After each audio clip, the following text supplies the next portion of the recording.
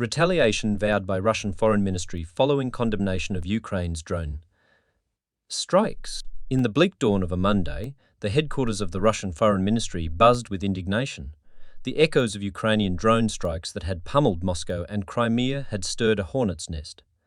A plea for condemnation echoed in the halls, as Russia called upon the world to condemn the audacious drone attacks. The Foreign Ministry, in a stern statement, described the strikes as a despicable act of terror employed by the Ukrainian military political leadership, intended only to intimidate innocent civilians. Anguish and condemnation were etched on the ministry's communication. It berated the Kiev regime for what it called an unforgivable crime. The world was put on notice, and international organizations were asked to evaluate and cast judgment upon the act. The bitter accusations didn't end then. The West was blamed for adding fuel to the fire, as it was believed to have encouraged Kyiv's actions, thus escalating the tensions. A promise of tough retribution hung ominously in the air. The ministry declared that Russia reserved the right to retaliate.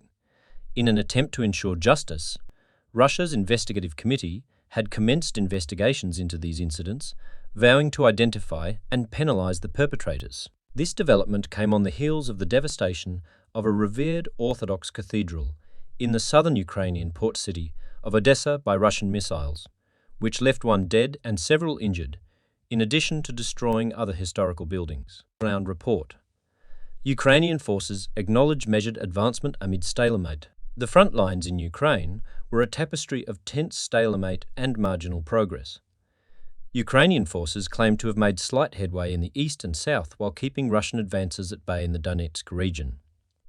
Nonetheless, the overall situation remained largely unaltered. Russian minefields and sophisticated electronic warfare posed formidable obstacles to Ukraine's progress. In the southern front, Oleksandr Kurbatov from the Dnipro city Territorial Defense shared updates about their earnest efforts to advance in the region known as the Vremysky Ledge. Russian forces, he noted, were deploying fresh troops, highly trained military units that were exploiting the cover of night and navigating through mine-laden paths to assault Ukrainian positions. Valeria Sheshin, the spokesperson for Ukrainian forces in the south, confirmed the slow pace of advancement, revealing that their forces had achieved minor territorial gains ranging from 350 meters to 1.4 kilometers. The General Staff of the Ukrainian military also reported ongoing offensive operations in Melitopol and Berdyansk directions, with troops consolidating their positions.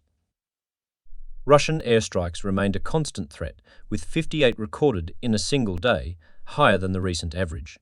Some strikes were dangerously close to the town of Kupiansk in Kharkiv, liberated by Ukraine last September, and a recurrent target of Russian aggression.